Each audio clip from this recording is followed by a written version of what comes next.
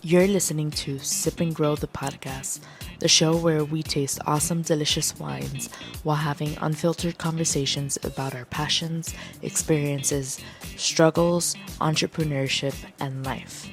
My name is Nicole Di Pasquale, and I'm a wine enthusiast just trying to pursue her passions and dreams while taking you on the journey with me, one episode at a time. My ultimate goal is to not only bring you wine knowledge and value, but also inspire you to enjoy your process and journey in pursuing your passions and dreams. Because guess what? The person you become while enduring the process is more important. So sit back, grab a glass, and let's sip and grow together.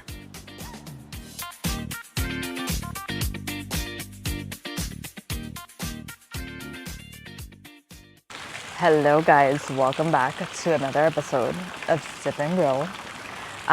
So today we will be opening something bubbly, which I'm excited about because I don't think I've opened anything bubbly except the Lambrusco, which was more of a frizzante than a champagne bubbly situation. But what I have for you today is a Prosecco. So Prosecco is like champagne to the French.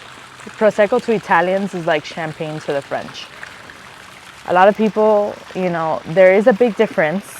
And then there's always like the controversy that Italians, love their Prosecco and then the French love their champagne. I love both. I, think they are both great. And I'm here to explain today kind of the difference between the two and what makes Prosecco and all the fun stuff and fun facts behind Prosecco. So essentially, champagne has like a traditional method to create the champagne basically, and the way it's created, it's they have to go through like a second fermentation in order for the bubbles to be produced and create what we know as champagne. So like usually the French, they do the second fermentation in the bottle. So once you get the base wine, which it goes through, like you basically drop the grapes in the tank, it goes through the fermentation process and you now have wine, right? So you put the wine in the bottle and allow the second fermentation to happen in the bottle. So once they put that wine in the bottle, they'll basically add in yeast and sugar and put what's called a crown cap, which basically looks like a bottle cap from that you usually see like on what is it called, beer, or like the old Coca-Cola bottles. It's just basically a bottle cap, and they allow the second fermentation process to happen in the bottle. And what those yeasts do is like they basically consume all the sugar that's in there. Ultimately, the yeast consuming all that sugar is what creates the CO2, which that reaction is what creates the champagne or the bubbles in the bottle.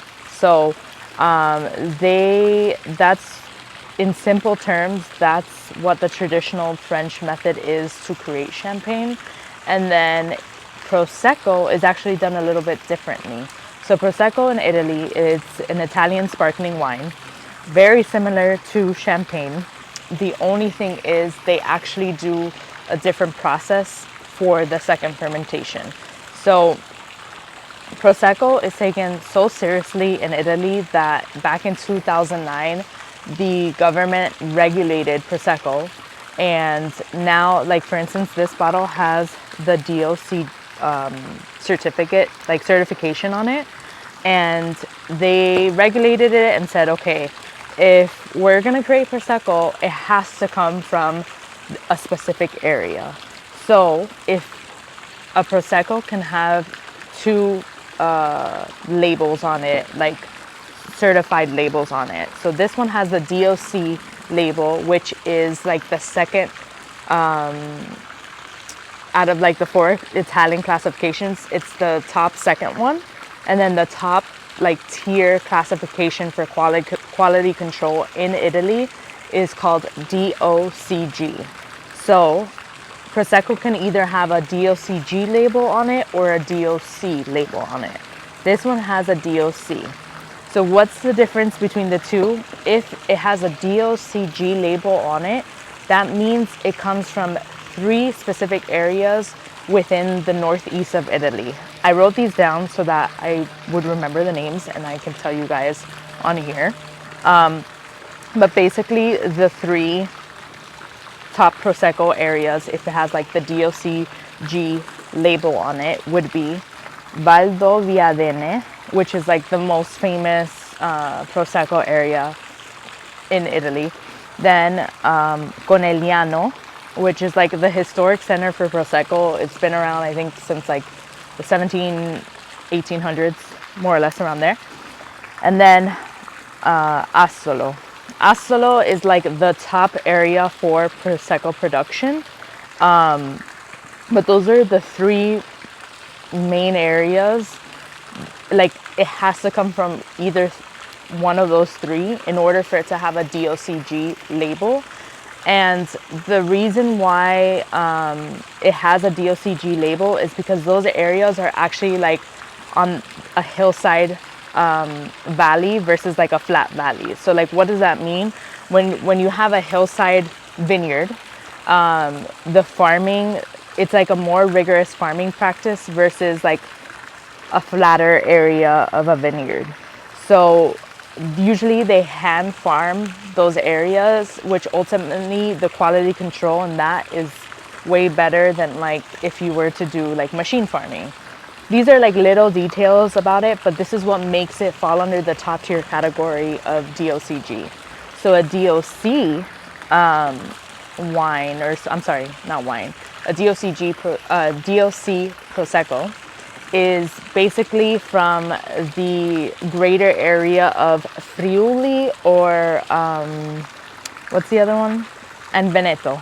So this one's actually from Veneto, and there's about like 9 subregions. I didn't write them down, but there's 9 subregions where it would be considered like an area where you can get Prosecco from, because it's so regulated in Italy that if it's not from either of these areas I just mentioned, you're not allowed to call it Prosecco. You have to call it something else. Like you'll see certain bottles that will say like frizzante or spumante, or I don't know. It has to be something other than Prosecco, because it has to fall under the regulations in order to be called Prosecco. And then usually a Prosecco will either have this DOC certification on it or the DOCG. Now, another requirement for this to be Prosecco is that it needs to have the grape varietal made that makes Prosecco is called Glera. Glera, it has to be made up of 85% of the Glera grape. So if it doesn't have 85% of Glera, it's not Prosecco. It can't be Prosecco. So there are a lot of people that make still like fizzy wine or sparkling wines, but they just won't label it Prosecco because it doesn't fall under any of these, rules or regulations. This specific producer, I was like reading up on him, and it's pretty cool. They've been around since like the 1800s. The guy who created it is called Gancia. He was born in around 1829, and he decided to go to France in the late 1840s to learn the champagne method. And then when he came back to Italy 2 years later, he was like, I'm gonna create a sparkling Italian wine. I don't know if he was the first one to create it, but this is just the story that they have on their website, which I thought was cool. But he created the Italian spumante. And then from there, he wrote a book on the Italian classic method of how to create like a spumante wine. And then if you look at their like portfolio, they have a lot of different Proseccos or sparkling wines and stuff like that. This specific one's actually from Veneto, Italy. And the cool thing about this is that he has this philosophy that I thought was really cool, which says, celebrate with a toast, enjoy an extraordinary moment in life, and organize aperitivos with friends, which basically means toast to life, enjoy good food and wine with your friends and enjoy each moment as it is, which we love that. I love that. But anyways, let's go ahead and open this wine and check it out. I'm excited because I honestly came across this in my local grocery store. I think it cost me like 14 bucks, which I thought wasn't bad for a Prosecco. And I didn't know the story behind the producer until I like looked him up. Like I got home and looked him up and I was like, oh, okay, cool. Like I randomly chose this bottle and it worked out, you know? By the way, for any sparkling wine, we're gonna do a little educational class. You should always, since there's a lot of CO2 in this bottle, like you should always put your hand over it, the cage, this is called a cage, and unwind it this way so that just in case it explodes, at least you have your hand there stopping the cork from exploding in your face. Just fun facts, fun facts. So once you take the cage off, right, point the cork away from you and away from people around you, because if it happens to go flying, you don't want it to hit anyone, you know what I mean? And then usually you just have to like angle the bottle and just kind of twist until it comes out. And that was actually really fast and smooth. So there you go, 101 on how to open a champagne or Prosecco bottle. Also, I have a new glass today because supposedly you're supposed to have an egg-shaped glass to get the best aromas and flavors for a Prosecco. Also, oh, I forgot to mention, this is actually a rosé Prosecco. So this is made with 85% Glera grape, and then the rest is made from a Pinot Noir grape, which we love that. But yeah, supposedly this type of glass is supposed to bring out the best aromas and flavors for a Prosecco. So I was like, all right, let's try it, I guess. Also, it's very appropriate that I'm filming and cheersing with a bubbly today because I just finished watching the F1 race in Miami and my team won, or who I was going for won, which shout out to Lando, Norris and the McLaren team because we fucking did it. Let's fucking go. Anyways, let's go ahead and try this wine. So there's this thing in wine tasting called the effervescence, which just means how bubbly the wine is. You can tell it's pretty effervescent because you see all the bubbles going up. And also, a fun fact about the Glera grape, it tends to be high in the yields. The grape tends to be high in yields. So what that means is ultimately like there'll be less concentrated flavors in the grape, but it's higher in yields, but it's also a very acidic grape, which is great for any bubbly that you want to create, because you want you want that crisp and freshness from acidity to come through in any type of sparkling wine that you have. So I'm excited for this because I'm excited for a highly acidic Prosecco mixed in with like the red berries from the Pinot Noir. And yeah, let's go ahead and try it.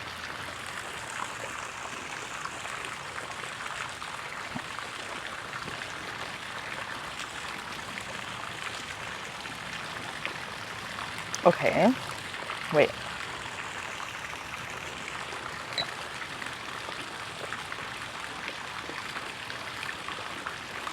Okay, so honestly, I really like this because it's like the rosé aspect of it makes it, I know it's not a sweet wine, but it makes it sweeter on the feel. So it's not as dry as like other Proseccos, because there's certain Proseccos which I still love them because they're more on the bitter side of things. But this one's actually smoother in that sense because I feel like the Pinot Noir grapes present in this wine kind of like makes it less bitter. I don't know if, you know what I mean? Like,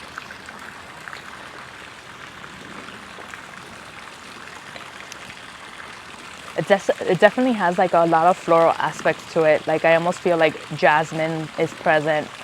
Even like a fresh rose, like a rose, like if you walk into a rose garden and it just like you freshly like watered the roses. I don't know if you get what I mean, but that's what I feel. And then like you feel the hints of like raspberry in there, like light fresh red berries. You feel that presence in there, and the effervescence is actually not as bubbly and harsh as other proseccos or wines. So it's almost like it goes down smoother, and it's like a medium bodied prosecco, and it's lightly persistent. So it'll linger in your tongue after a little bit, and then the taste will go away after. But I would say my rating for this wine would be a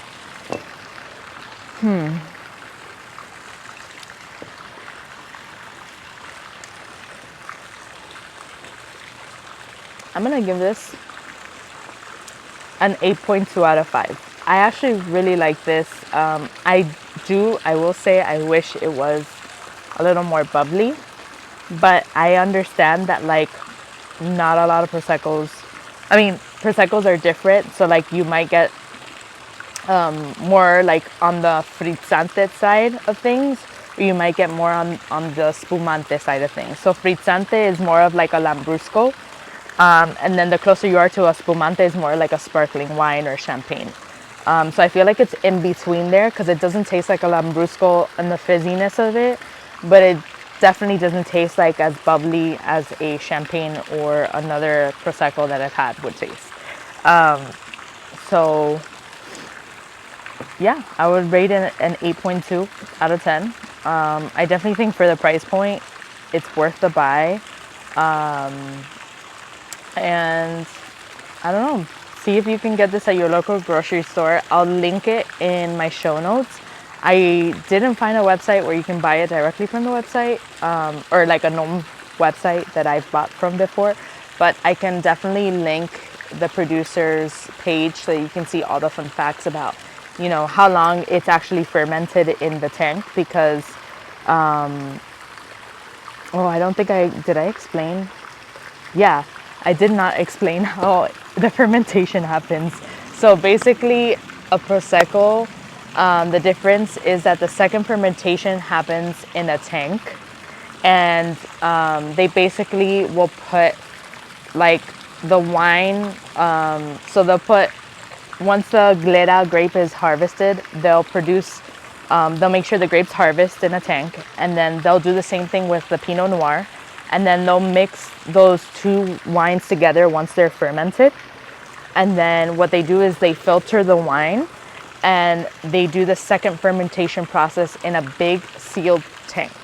So in that big sealed tank, what they do is they add the yeast and the sugars into the tank, and then basically like the yeast consumes the sugar, creating the CO2, and that's like the second fermentation process.